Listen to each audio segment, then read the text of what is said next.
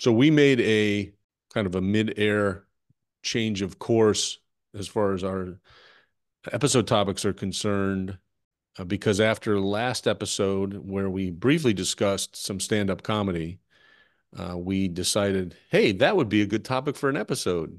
And we probably don't have to prepare as much for that one.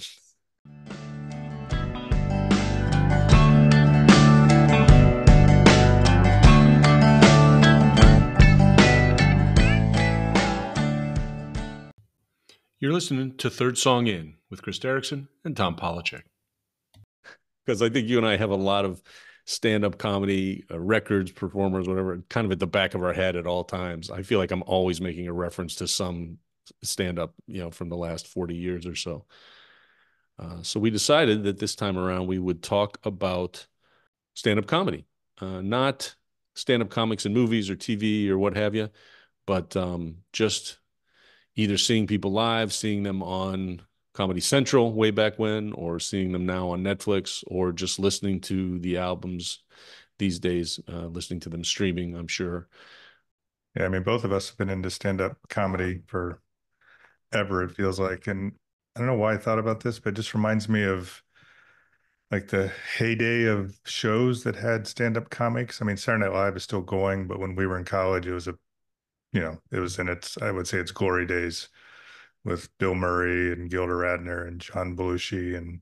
But they also had Fridays, which was a short-lived show with, I think Michael Richards was on that. And then Yeah, that's yeah, right. that's not stand-up comedy, that's TV, but most of the people on those shows were stand-up comics or went on to become more famous stand-up comics. Yeah, and Um, that I also recall, when Letterman was on, he had lots of comics come on, and Johnny Carson and the Tonight Show back when we were in school, and even Jay Leno when he came on. They first of all, Leno was a great stand-up. yeah. He became a horrible TV host, but he was a great stand-up. But they always, they like to showcase stand-ups a lot, so you'd see them late night shows like on Letterman and what have you. And we also, even when before I got to college, I used to love listening to Steve Martin, for example, his albums and Robin Williams and what have you. So I think we all kind of brought a lot of stand-up comedy to college with us and would listen to each other's stuff. But I remember you and I in particular, uh, there are times where we would just sit in our room when we were living in the same room in the fraternity house and listen to uh, various stand-up comics and over to the point where we almost always end up like memorizing lines and throwing them out constantly. Well, and I've talked about it on the podcast that I used to listen to my dad's albums, but he was really into Richard Pryor, and I used to listen to those albums all the time, and I to the point where I had lines memorized, and I probably didn't even know what they meant because there's this great routine where Richard Pryor's curfew was 11 o'clock, and he's out hanging out with all his guys, all his buddies, and nothing's happening. And he's like, "What are you guys waiting for?" And they're like, 11:30. At 11:30, we gonna pitch a bitch. And I don't even know what it means. I just thought it was so funny because that was like me too, because I always had the early curfew and couldn't do anything. But again, I wonder how many lines I repeated that I probably didn't quite understand what they meant because Richard Pryor was on the edge, as you know, he was a inspiration for folks like Eddie Murphy and others, and I just For loved him. I sure. thought he Yeah. was great. Yeah. That's so funny. That reminds me, and this goes back to SNL again, not necessarily stand up, but I can remember I was probably like 10 or 11, and I would stay up late, typically without my parents knowing, and watch SNL with the original cast. And but they would do a weekend update. And the funniest thing, I thought it was so funny to hear Dan Aykroyd when he would say, I think it was Jane Curtin that he would refer to. No, probably wasn't. But he would say, Jane, you ignorant slut. And then he would go on as like a counterpoint. And I would walk around the house and say, Jane, you ignorant slut. And my mom would come running in the room and say, you can't say that. You can't say that. And I'd be like, why? It's funny. And she never explained to me why, but she made it clear I wasn't supposed to say it. I had no idea what it meant at all. I didn't know what a slut was. So That's old school Saturday Night Live. Richard Pryor is somebody I would consider to be an old school comic. There was stand up before guys like Richard Pryor I once mean, in a past. Red Fox. I don't think I realized that Red Fox was such a important stand-up Yeah, comic. I used to always watch his TV show, right. Martha, I'm dying, or whatever it was. Right. Sanford and Son. Sanford and Son. Yeah. That's one of my ringtones is the beginning of Sanford and Son, as a matter of fact. But yeah, and I think he was a big influence on Richard Pryor, right?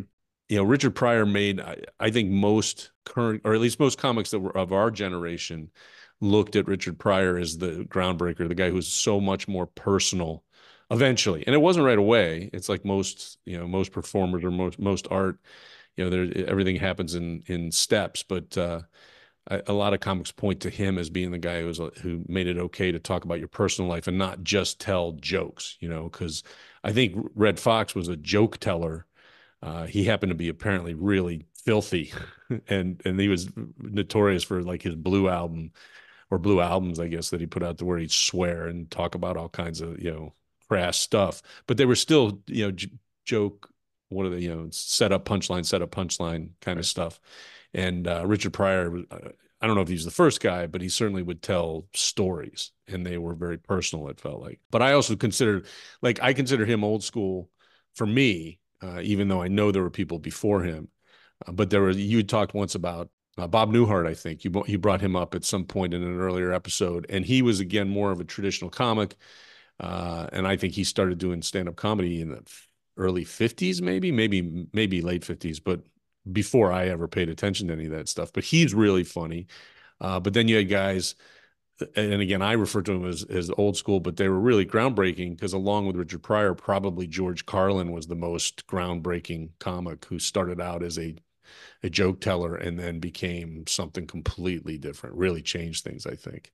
Yeah, much more political and social critic. I know it's famous, but his 7 words you can't say on TV was another one yeah. that I had fully memorized. And it's been a little bit now, but I bet you within the last few years, I've listened to Occupation Fool, which is one of his stand-up albums, and it holds up, man. I mean, it's clearly about a prior time, but he's still really funny, and you can tell that he's just so sharp and so bright in the way he went about telling, his funny stories and what have you. And then they're, a little more recent than them, but I think building on their work, Steve Martin was another guy who was kind of you had to consider him groundbreaking, if only because he became so famous and so popular. I think he's the first guy. I mean, he was literally filling stadiums. And he's another guy with a direct connection to Saturday Night Live because he appeared early on that, and I think that helped build his popularity.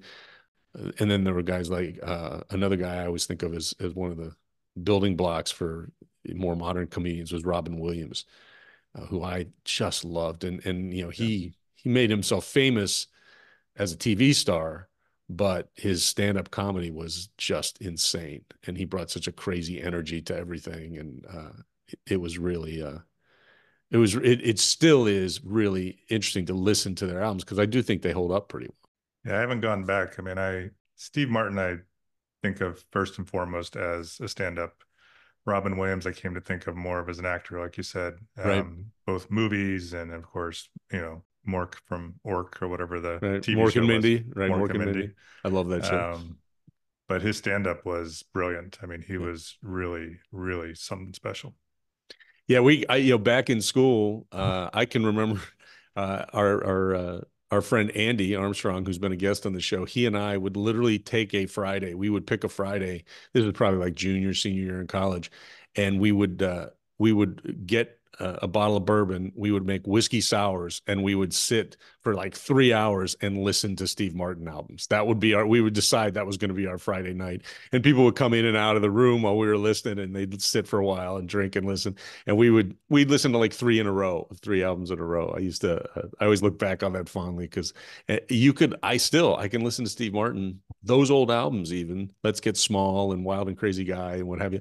And I'll laugh at the same places I laughed 30 years ago. It's just really timeless stuff. It's amazing. Yeah, and those guys, and some of these cutoffs aren't, perfect, but I mean, because Eddie Murphy's now probably considered a little bit more old school. Hmm. But he was one of the new and up and comers who was inspired by folks like Red Fox and Richard Pryor. And he had those huge HBO specials. That's why I remember. Was it Delirious? I must have Yes. watched Delirious like 20 times. He was wearing that leather suit and he Yes, was the red leather stalking all suit. over. Oh my Yes. God, that's such a great album. And that one doesn't hold up very well sometimes because there's a lot of stuff that's fairly offensive. Uh, there's a lot of gay bashing Uh, and that probably a little too much misogyny in his comedy back then.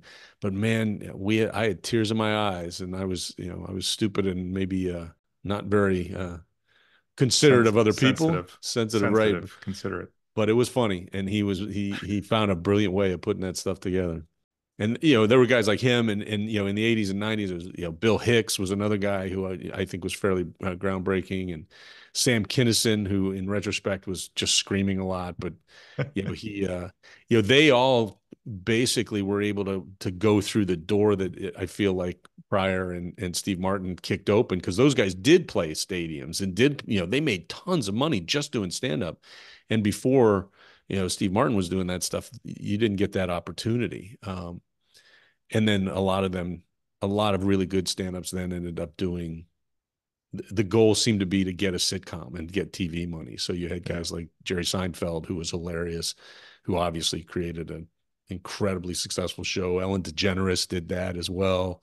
Uh, Tim Allen was another guy. Yep. He was a really good stand up. He was really good stand up, and his show was awful.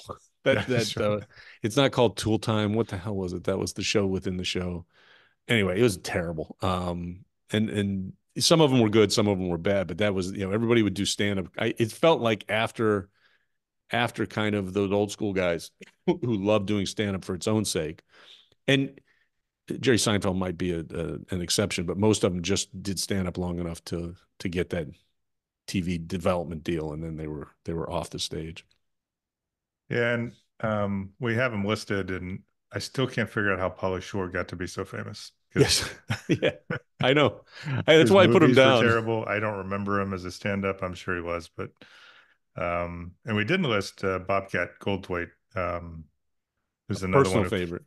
Yeah, personal favorite. Both of us, you and I used to watch his stuff all the time, and he had that Bobcat noise or whatever. I mean, Sam Kinison screamed.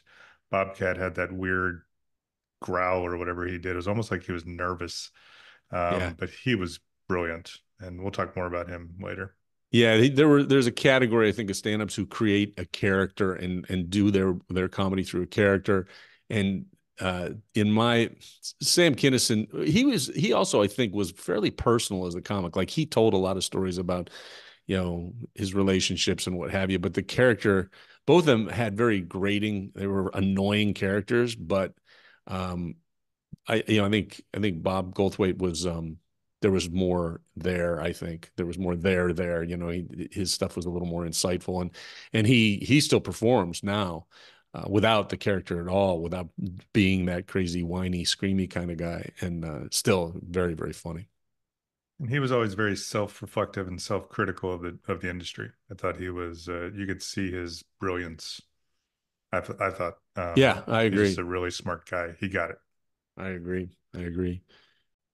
So speaking of stand-up comics, as I understand it, we may have a question from a listener. We do. Jonathan from Fart, Virginia, real town name, has asked, "What's the best stand-up uh, performance you've ever seen live?" So do you want me to take the first one or take it first? I'll take it first, Go mainly ahead. because I don't remember as many details. But I think the only stand-up show I've ever gone to was Brian Regan show, and it was probably now 20 years, but it was some of his. I thought it was newer material for me. I'd never heard any of it. And he worked the room as great as his albums are. I mean, we'll talk about one of his albums in just a few minutes, but he remains one of my favorite. And we talked just a few minutes ago about comedians striving to get to a sitcom, and he's the one that has surprised me that he never has, because all his stories are personal or family, and you could just envision a sitcom with him on it. And I heard a couple years ago that he had signed for one. If it's come out, it didn't last long, which is unfortunate. Um, but yeah, and he was great. And I'm gonna screw this up because I don't remember what the guy had, but there was two opening acts, and one of the guys told a joke that to this day makes me laugh still. He had, I don't know if he had multiple sclerosis, but he was very open about whatever affliction he suffered from. And he had a little bit of hard time speaking, but he was really, really funny. And he told a joke about greeters at Walmart, how they always choose people that have, maybe a little special. And he said, I'm just saying they go too far with that. It was just so funny how he's just talking about how, making fun of himself that, Right. so I probably screwed the joke up, but it was all context because it was with his personality and his speaking inhibitions and everything else, and how he made fun of himself throughout the whole thing. I know who And you're talking about because there aren't a whole yeah, lot of comics, right. in that situation. And I can't remember his name either, but I remember for a while he was, you'd see him on, like Letterman, or you'd see him on late night talk shows and doing it. And I think he was in one of those comedian reality competition shows as well, if Gotcha. I'm not mistaken. So I Uh, apologize to him if he's one of our listeners that I butchered one of his better jokes, but it made me laugh. It was funny. oh yeah, very funny. Yeah, and I agree with you about Brian Regan. I saw him actually it was at the Rialto Theater up here in Joliet, but also probably 15, 20 years ago. And he's so funny. He's a guy, again, as you said, very, I felt like everything was very personal, but practically every joke seemed like an episode outlined for a sitcom. Yeah. But he's just got a great delivery. He's got a very distinctive way of talking about things. And Yeah, he uh, does. The one I remember the most from that routine was the debate between a genius and an idiot on the merits of reading. And it was just really funny, just the way he slips into character so quickly. right, he's got that voice that he does Yes. when he's making fun of himself. Yeah. He's really good, actually. That's one I'm going to have to go back and listen to soon. And it's funny, I actually listened to it in preparation for the show. I went back and listened to it off the album, which again was live in New York City. But it was the same bit I saw here in Chicago. And he is a really funny guy. He's gone through a lot of kind of personal life changes, and he went through rehab. And one of the things you'll notice when you listen to that particular album, Kid Gorgeous, is he definitely sounds like he's on drugs. Like he definitely sounded like he was on coke because he just never stops talking. It's just like machine gun delivery of everything as you go through. Doesn't make it any less funny, but now you listen to it in retrospect after having heard him talk about what he went through, and you're like, oh yeah, this guy was high as hell when he did the show. He is the author and deliverer of one of my favorite comedy routines ever, which is the one at the diner Yes. and the Yeah, we talked jukebox. about that one. Oh, yeah, that's such a great, great scene. Oh God, that's so funny. He's great. And that was I've actually seen, I was surprised to hear you've only been to one live stand-up show. Yeah. Because I feel like I saw Bobcat and I could have sworn we went to see Bobcat, you and I, with dates or with other people, but maybe that's not true. I think it was in St. Louis. I think you always assume that I went on double dates with you, and I never did. Yeah. You know what? You're always there in my heart. Yeah, thanks. You want to talk about recommendations? Yeah, let's do that. So that brings us to our recommendations. Each episode, we do two sets of recommendations, one from then, so back in our college days or shortly thereafter, so anything before the year 2000, and then a second set of recommendations for anything now or more recent, so 2000 and closer. So even though that's 24 years ago, that's now for us. So for the then recommendations, you want to start off? Yeah, sure, sure. So I'm going to recommend, and I think we just brought up his name. I know we've talked about him in the past. There's a stand-up named Stephen Wright. He had an album called "I Have a Pony" from 1985, and again, in anticipation of this episode, I actually listened to this album yesterday because I loved this album, and it is one of those things, one of those albums where you just we quoted, and I quoted in particular, all kinds of stuff from this particular album. I mean, he's the guy who first, as far as I know, first said, it's a small world, but I wouldn't want to paint it. He has just all these one-liners that are very kind of ironic and kind of surreal. He does, and I think he still performs, but I haven't seen him in ages. He's got a very deadpan delivery of his jokes.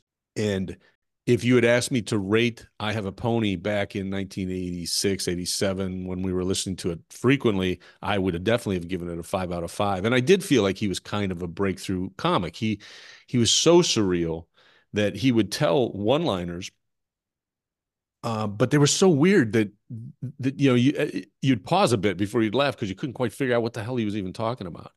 What's strange in re-listening to it is that now my rating for this egg burritos with sour cream rating is 3 out of 5 because I didn't laugh as much. Talking about listening to John Mulaney and how I was still laughing at the stuff that I laughed at the first time I heard it.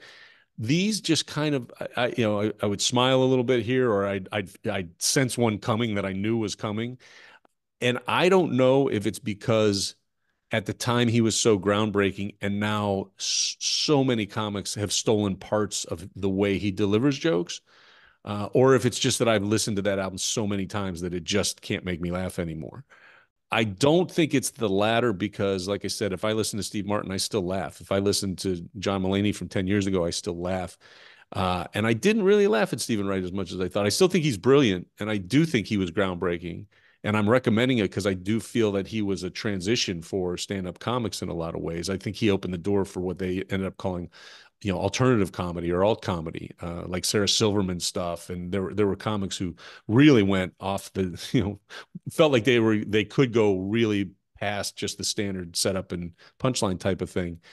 But his jokes didn't quite make me laugh the way they did before. I was a little sad about that, to tell you the truth, because I always loved Stephen Wright. Yeah, I see stuff pop up on like Reels or whatever, like all of his famous lines, and you just read through them and you laugh. But his delivery was, I mean, he was somewhat of an acquired taste at times, and I could see it wearing thin. So I think I agree. I know, not think, that if, for example, my recommendation is Brian Regan, his 1997 live album. It's just called Brian Regan Live. And I could turn that on right now and I would laugh at all the same jokes at all the same places. It's because of his voice. It's because of the brilliance of his comedy. Like, he makes fun of himself so well. So some of his stuff, like Stephen Wright's, which has made it into, the lexicon, the everyday talk. Like, one of his that I hear people say all the time is like his "you too," like how he uses "you too." It's like the guy from the taxis, like when he drops him off at the airport, "Have a good trip, you too." Next time you go on a trip. So people still do that to this day, like where they make fun of that stuff and use his voice. So a lot of people have heard him. But that album from beginning to end, even stuff like Evel Knievel, they talked to him after one of his crashes. That's the routine. It's like, what were you thinking? Like, on that crash, he's like, let me think. I think I was thinking, he starts screaming. Right. And then, because it's like that one where he broke like every bone on his body as his body's bouncing around in slow motion. What were you thinking, Elvis? So just stuff like that where it's hilarious. And this is one of the first albums that I listened to, comedy albums. I mean, of course, Richard Pryor, Eddie Murphy, but this is one that I held on to. And to this day, I listen to it not every month, but maybe every 6 months. Yeah. I do find that his other stuff is as funny, but I think that this one is his funniest from beginning to end of all the albums. It's just spot on all the way to the very end, which is about dogs barking, which doesn't sound funny, but it's like when you hear dogs barking in the middle of the night, are they talking to each other? And he talks about like some neighbor who goes in the backyard and starts yelling, "Hey, hey," like to all the neighbors, like dogs do it. And he delivers all that stuff way funnier than I ever would. But he's got his own style for sure. He does. Yeah. Actually, that's one, and I don't listen to that, all that frequently, but I do have it, and I am going to listen to it again because I forgot how much I do like Brian Regan. I think that's a great recommendation. Yeah. So that would take us then to our now recommendations, and I'm going to continue to talk. Sure. And I went with Patton Oswalt's Finest Hour, which is 2011, and I could have picked 1,000 albums because I hadn't thought about how much, like, between all the car driving that I've done, like I've had long commutes my whole life. And I love listening to music, but at times you just want to hear something else. I've listened to so much stand-up comedy. I had XM radio for the longest time, and there's several of his albums that I could have picked. I think this one runs the gamut too. And just from the very beginning, the opening skit is on the miracle of sweatpants. And he makes fun of himself as much as anybody. Talks about right after he had his kid and how, his wife is home and he's going to run out and get her some magazines. He runs to a magazine or a newspaper stand, runs up real quick to get it, runs back to the car, and he's about to get a ticket. And he's like his brain was in such a fog because of, and he's like, "Don't give me a ticket." He's like, it's like that's as brilliant as, like, just um and the other one that was funny, and it's a little edgy, is he's talked about that anyone out who's wearing sweatpants out in public stinks. He's like, because if you've gone through the process of showering and shaving and putting on deodorant, you would not put on sweatpants. That's funny. And that's only the opening routine, but there's some bittersweet to that one because that album was released about a year or so before his wife passed away. And he does talk about that in more recent albums, and he's done some amazing stuff continuing her legacy. But I just tend to focus on the comedy, and he's one of the funniest ones out there. Yeah, I agree that he's very funny. He's just a creative dude all the way around. He's a self-professed nerd and has been involved in kind of the world of comic book movies and comic books in general. I think he actually writes an independent comic, and he still does a ton of stand up. I just recently saw he was the commencement speaker somewhere, and I think it was this year. It may have been a video from years past, but not too old because it was listening to it. It sounded very, contemporary, talking about things that are going on right here and now.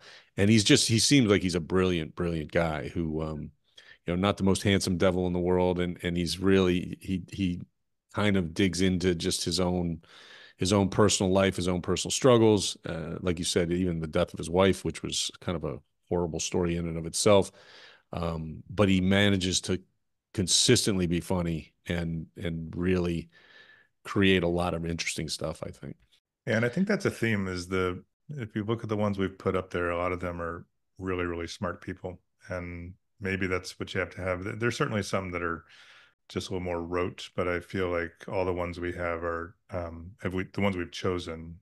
I think that's what unifies it for me, is these people that can be brilliant. Yeah, to me, a sharp sense of humor isn't definitely an indication of intelligence. And you can just, think about some of the talking heads you see on TV or people you've had conversations with, whether they're political or otherwise. It doesn't take too long for you to kind of get a decent gauge of how smart they are. And it usually is whether they get the joke kind of thing. And there are a lot of people out there that are just incapable of understanding good humor or presenting it themselves. And those people tend to be dumb, I think, as a rule. They may be nice, but they're not necessarily smart. I'm going to choose So to think that you think I'm the first one because I'm I so damn funny. I absolutely do. I laugh. I almost said at you. I laugh with you all the time. Yes, you do. So uh, who'd you go with for now?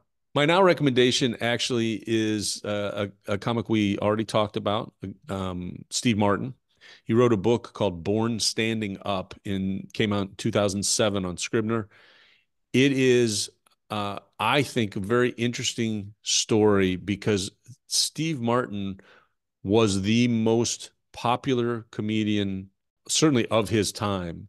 And I think he was probably one of the top, 3 or 4 entertainers for, 5, 6 years in a row. He was, as I said before, touring, filling up stadiums. He just it seemed like he had it made. And then he stopped doing stand up. And he didn't disappear from public life or from the entertainment world. He kind of moved into films and movies, and some great ones too. I think he's been in some really, really good movies. He's also been in some horrible bombs, but he just stopped doing stand-up entirely. And that's how I fell in love with Steve Martin and his comedy. And I was always a little disappointed that he didn't continue to do that. The book is basically autobiography, is what it is. It's memoir, and he started in entertainment back, I don't know, in the early '60s or so. He was a self-trained magician, and he worked at like an amusement park, and he was a song and dance man. He tried all kinds of stuff, and he just kind of fell into stand-up comedy. And the book is an interesting description of how he became the most famous stand-up comic in the world and why and how he stopped doing it. And I found it very interesting. My egg burritos with sour cream rating for Born Standing Up is 3 out of 5. And that probably has more to do with I don't like autobiography and memoir in general. And after a while, I just, I got kind of lost in the details, I suppose. But if you want to know about the world of stand-up, especially back then, back in the 70s and 80s, it's a really interesting description of those things. And I would recommend it. A friend of mine listened to the audiobook, which was written by, or I'm sorry, not written, but recorded by Steve Martin himself. And they loved that version. And I have a feeling that might be a better way to consume that particular book is as an audiobook as opposed to reading it. So it's probably a 3.5 out of 5 as opposed to a 3. But I didn't quite want to give it a 4. I'm trying to be a little more stingy with my egg burritos these days. But it is on this topic. I think it's a really interesting book to hear about how somebody becomes a famous comic. So for Patton Oswalt, his album is really good. So I'm going to give it 4 out of 5 egg burritos. Got it. You're just laughing because you never remember to give a rating. I never remember. I just wrote it down. But you gave the Brian Regan album. Didn't you come right out? I didn't say it out loud. Oh, I said it in my head. Maybe I just heard it in your head somehow. So what? I think Brian Regan's first album, as I said, I think I started to say this and then I didn't. 5 out of 5. It's 5 out of 5. It's his best album, I believe, and it's one of the best stand-up comedy albums that I'm aware of. I haven't actually heard the Finest Hour one. I think I've heard parts of it, bits of it, but I don't. I'm going to listen to that one. And it's a really good album. I just trying to be stingy too. So cool. So that brings us to Post Facto. It's a mistake. It's a mistake. Yep, Post Facto is where we correct earlier mistakes from earlier episodes. It also is the segment where we add to stuff we talked about that we just didn't either remember or didn't know. Sometimes we get some corrections from either our own minds or from listeners, and Post Facto is our opportunity to address those things. All right. So I don't have any. None? Zero? No Post Facto. What a shock. You are good. I just mumble and my microphone continues to befuddle me. Well, I have a few, not a whole lot of corrections. In fact, I don't think there's a single correction there. But I was just giving you shit for not rating your recommendations this week. And I realized when I was editing the last week's episode about nicknames that I forgot to give a rating to a comedy album, which is Two Drink Mike by Mike Birbiglia. And I somehow failed to do that and didn't feel like, recording something after the fact that said, and Two Drink Mike will get a 5 out of 5. So, but Two Drink Mike, great comedy album. I do give it 5 out of 5 egg burritos with sour cream. We will post that on our website. One of the things I also failed to mention about that in particular, because I was talking about all the nicknames that are in that particular album, but the title itself was the nickname he gave himself, where he was describing the difference between One Drink Mike, 2-drink Mike, and then 5-drink Mike. And I'm not going to try to give you the punchline, but it's worth listening to the album just to hear him describe how his personality changes the more he drinks, which unfortunately I can relate to greatly. But more importantly, I should have rated it last episode, and that rating is 5 out of 5. The other thing about nicknames in general that I forgot to mention, which might be the basis for a whole nother episode somewhere down the line, but I actually have a nickname now that I don't think I've ever told you about. And that nickname is Torta. And it's the dumbest reason for a nickname you've ever You're a heard. Mexican sandwich? Exactly. We were at a Mexican restaurant for like I don't know, it was Secretary's Day or something like that. So it was my partners and I and our secretaries.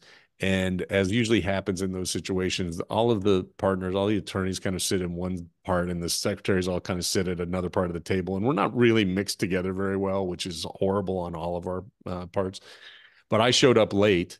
So I was sitting at the opposite end of a long table, sitting with our assistants and receptionists and secretaries and what have you. And when we went around to order, everybody ordered their tacos and burritos and whatever it was they ordered, and I ordered a torta. And one of my partners at the other end goes, "Oh, that Tom, he loves a torta, torta Tom." That was 10 years ago, and still, every once in a while, I'm walking through the office and someone will say, "Hey, torta." And I will turn and walk right over to whoever said that. So I can't believe I didn't bring that up last time. So proceeding with post facto, I have a post facto. Last episode, we mentioned that a listener who goes by Blood Mulch recommended the song Carolina Drama by Raconteurs. In the episode, I said by the end of the episode, I would look up and tell you what album that was, and then I completely didn't do that. It's from the Raconteurs album, Consolers of the Lonely, which came out in 2008.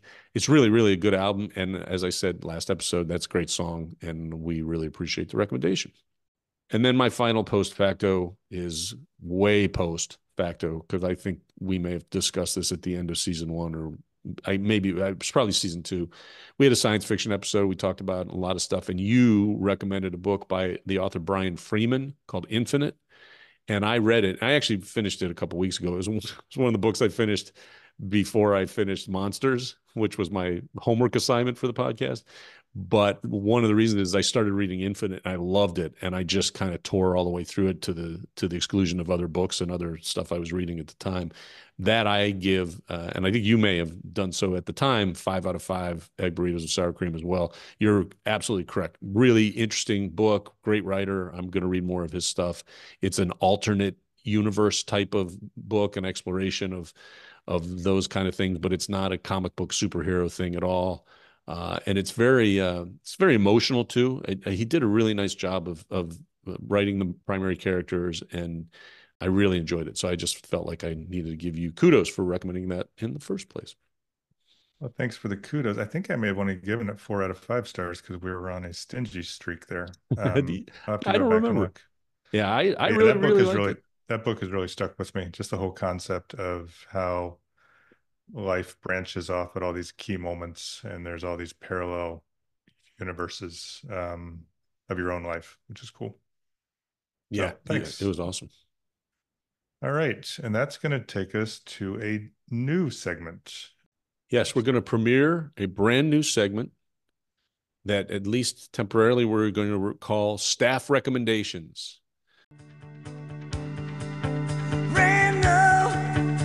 Just around the corner from you.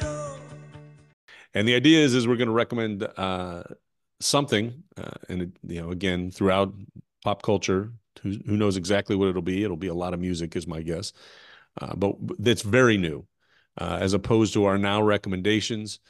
This is stuff that we feel like has come out either within the last month or two, or is going to come out in the future. We've gotten a taste of it, whatever it may be. And I think actually that is your first staff recommendation, is something that is at least only partially released at this point. Correct. So you and I have talked a lot about streaming services versus albums. One of the true benefits of streaming services is the ability to get sneak previews of songs coming up on new albums. And you'll sometimes see the whole album with the track listing, but only 1 or 2 of the songs are available to play, or you'll have them released as singles. which is what Beta Radio has done. So Beta Radio is a folky rock. They're sort of all over the place, a little mellow, but they're from Wilmington, North Carolina. Two guys, and I've liked several of their songs. I've put some of them on Tom and I's playlist. I don't think I've put any yet on the podcast playlist, but they have a new album coming out called Waiting for the End to Come.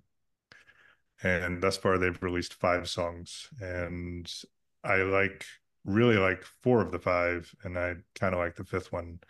I think it's going to be a really, really solid album from them. They continue to evolve with their sound. I'm not great at describing sounds, but mellow, thoughtful lyrics, and catchy. And there's times that they'll pick up the pace a little bit. So I'm really looking forward to the full release of the album. I do think that at least 1 or 2 of the ones they've already released will be the ones I like the best.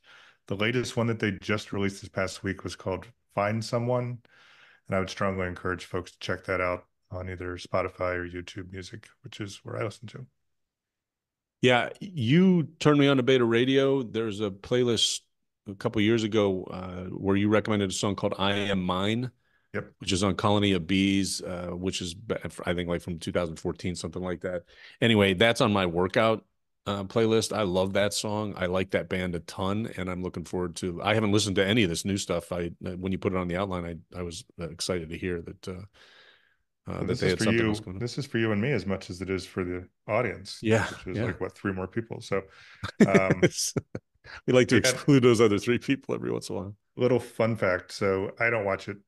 Be very clear, I don't watch it, but my wife watches Heart of Dixie, which is a pretty bad doctor comedy / drama, and Beta Radio performed on the premiere episode of that show, and I think a couple of their songs have been used on the show. So I found that when I was reading about them, not because I watched the show. Yeah, because I don't consider them an overly country bound. They don't have an overly country sound. It's no, I don't think so. Huh, that's interesting. They apparently played 2 of their waltzes. So I guess that's one way to describe it, is they're a band that actually can pull off a waltz. Yeah. I don't think I listen to a lot of those kind of bands, truthfully.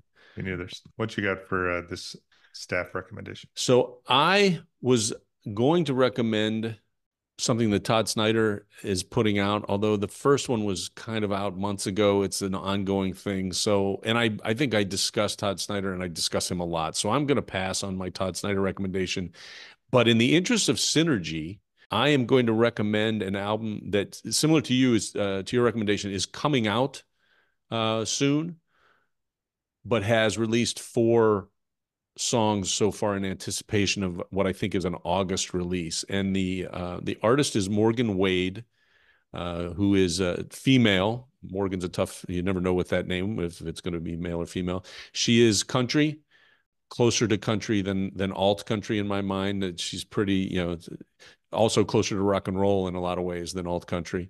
But she's got just a beautiful Southern, twangy voice and delivery. I've seen her live. I saw her open up for Lucero a few years back, and she's just fantastic. She's really good.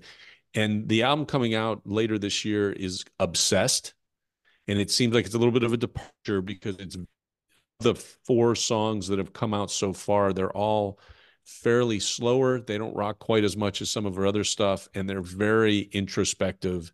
This seems to be a song written to her, her love, whoever that is. The synergy part comes from the fact that in future weeks, I plan to, what's the word we want to say? Publish, I guess. Publish in our blog on the website. I've got a review of one of the songs that was released a few weeks back. And I really love the song, and I liked it enough that I thought I wanted to do a review of it. And since we decided to add this new segment to the show, this seems like a good way to maybe sneak peek that in my review of one of the songs, which is called 2 a.m. in London, which is kind of your classic, singer, rock and roller who is lonely and misses home kind of thing. But it's really well done, and her voice is just beautiful. And I'm really looking forward to the rest of the album, although I do think it may be a little slower and a little more introspective than some of the other stuff that she has recently released. We'll be sure to recommend it to Andy because he loves when we recommend slow music. Exactly. All right. Well, different than our staff recommendations are our weekly playlist picks. So each week we try to choose. So to clarify, staff recommendations are the only theme is new. They do not have to align with the theme of the episode. But the playlist picks should ideally align with the theme of the episode. And I think both of us have done a pretty decent job with that. You'll be able to listen to all of these on either Spotify, YouTube Music, Amazon Music, or Apple Music. Tom and I maintain the playlists on all those various services. We have one for season 1, season 2, and we currently have an ongoing one for season 3. So we'd encourage you to check those out. Yeah, on all of the streamers, the playlist is called Third Song in Season 3. So I'm going to start with our picks because I'm pulling a Tom because I have one that I'm definitely going with, and two that I'm just going to say that I thought about using it, which is Tom's trick. So sneaky. Yeah, Tom was talking a little bit earlier about cutting edge comics, folks that, whether it be curse words or stuff that's almost purposefully not funny. And one of the more cutting edge ones, and I almost picked his album for the now recommendation, and I'll probably mispronounce his last name, is Anthony Jeselnik. He very clearly purposefully does stuff that is offensive and tries to get the audience to be uncomfortable. And there's been comics that have done that before. I just think that he's incredibly good at it. I listened to one of his more recent albums, and even I paused a little bit because it had some material that was just a touch too much. So as a way to talk about him, which I just did, I was going to choose a song by the band The Brothers Comatose called That Shit Ain't Funny. Only the title is fitting because the actual song is a breakup song. But instead, I went with what I find to be a pretty funny comedy song. And it's not a purposefully comedy song. Like, I know Steve Martin had a lot of those where he would sing like King Tut and other stuff. And I've never really got into comedy music, but Mike Ryan, it just never would work for me. But Mike Ryan is definitely much more of a country artist. I like a lot of his stuff when he hits. It's really good stuff. There's a song he sings called When I Drink, and it talks about getting drunk and calling up a former love in the middle of the night, and usually hooks up with her, and then he wakes up in the morning, she's gone, and he's more depressed, and he doesn't want to drink again for a while because he doesn't want to call her up again. But the song that I chose is a song also about a breakup called The Rewrite. It is from the album You'll Miss It from 2017. But it just starts off with, I wrote her a love song, the kind that makes you cry. Well, it's soft and sweet, like Faithfully meets Wonderful Tonight. But she never got to hear it because she told me goodbye. So I decided to take that love song and rewrite it. And the next frame where he starts to pick up the pace is, this is a new song, a screw you song. You can go to hell, take your new boyfriend with you too song. And he continues with the rest of that to the entire rest. And one of my favorite parts is he's like, I wouldn't let you in if you showed up at my place, said you wanted just one more roll on the hay. And then he pauses and go, okay, that's a lie. Because after all, I'm still a guy. But that probably won't happen anyway. It's just a really funny, clever song. So my recommendation for the playlist this week is The Rewrite by Mike Ryan. I got to listen to that. That sounds great. I ran into the same kind. I think I had maybe the same thought process. For just a second, I thought, well, throw a Weird Al Yankovic song in there, right? Those are supposed to be funny, but I don't like his stuff. I can't think of a song of his I truly like. I think he's an interesting person more than I like to listen to his actual, output. And then I really did think about, hey, should it be a funny song? Something that, makes you laugh when you listen to it. Lyle Lovett has some really funny stuff and very tongue-in-cheek humor. And your example is a perfect example. Even though I haven't heard the song, it's exactly the kind of thing I was trying to come up with. And I couldn't really I couldn't really find one. So I took the only connection this song has to the theme of this episode is that it has the word funny in it. And I eventually just searched funny and I found a handful of songs. And I've been meaning to recommend the Front Bottoms for a while for our playlist because I love the band. It's a band I discovered through my kids, through my daughter. It is just a classic, angsty, young, problematic life band. Everything they're just this. It's a new version of the Violent Femmes. But I love the Violent Femmes. I loved them when I was young and angsty, and I still love to listen to them. And Front Bottoms have that feel to them. Their singers a very distinctive voice. Everything is kind of upbeat and peppy, even though lots of times they're talking and singing about heartbreak, and they're all being very lovelorn as a band. And I actually think the Front Bottoms itself is primarily a duo, and they've been around for a while. But the song that I'm going to put on the playlist is called "Funny You Should Ask." And it's from an album that came out in 2013 called Talon of the Hawk. Great album all the way through. I recommend the Front Bottoms to listen to. And I'm really excited to put it on the playlist only because I've been meaning to, for the last 6 months or so, find a good Front Bottom song to recommend. It's not funny. And just as the other ones you talked about, it's pretty much a heartbreak song and a breakup song. But it is, I think, a good example of Front Bottoms as a band and the kind of stuff they play. So if you like this song, you should really go back and listen to all of their stuff. Yeah, you put at least one of their songs on one of our other playlists, and I really liked it. So yeah, I never knew about them until Anna she sent me a link or something to. Oh, I know. There's a song called "Father," which is a horrible song about a horrible father, but it's a fun song to listen to. And I went from there and kind of went through their back catalog, and like I said, they've been around good 10, 15 years at this point, and they are kind of funny the way he's the guy, the main singer and I think songwriter. He's got a funny delivery of his lines, even though almost everything is kind of sad and depressing that he's singing about. Yeah, it's definitely one you probably wouldn't have had to tell me that it was introduced to you by your kids. Yes. It's definitely a departure of your sound, but it's good stuff. I do Yeah, like it. You're right. It's if you hear anything, it's pretty easy to tell where they've turned me on to something as opposed to the kind of stuff I find on my own. Yeah, I always wonder if my kids ever play anything I recommend to them. I don't think they do.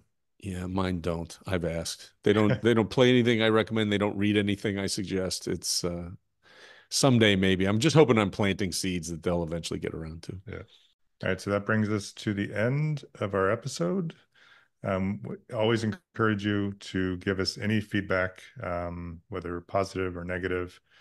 You can email us at thirdsongin@gmail.com. We have a website. You can go check out links to our playlists, links to the latest episodes, short little YouTube clips that ideally sum up the most recent episode, pictures. As Tom mentioned earlier, we have a blog out there. Website is thirdsonginpodcast.com. We're updating it weekly. Continue to try to make it as useful and meaningful as possible in the scope of this podcast. Yeah, we have a Facebook page. You can find us there, communicate with us through Facebook Messenger, what have you. We would ask that you follow us wherever you listen to your podcast. We really would appreciate the followers. We'd ask you to rate and review. That helps as well. Please give us all your stars. Our playlists themselves are on all the music streaming services. I think Chris already mentioned. Look for Third Song In Season 3. That's the playlist we're building currently. You have been listening to Third Song In with Chris Derrickson and Tom Polachek. Thanks for listening.